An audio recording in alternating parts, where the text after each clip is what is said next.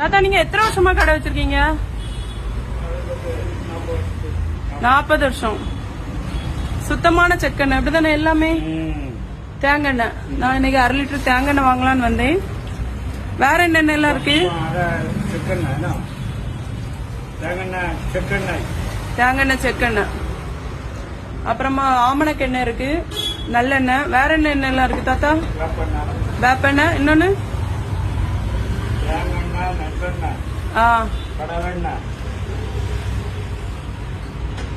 வேப்பெண்ணெய், அப்புறமா புண்ணாக்கு, பாமாயில் உண்டுமா?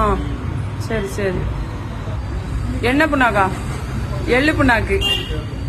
அப்புறமா தாத்தாட்ட சுத்தமான புளி, எல்லாமே ரொம்ப சுத்தமா தான் இருக்கு. இது என்னது? வேப்ப புண்ணாக்கு. கடை எங்க இருக்குன்னா மசூதிக்கு ஆப்போசிட்ல தான் இருக்கு பாருங்க, வடசேரி.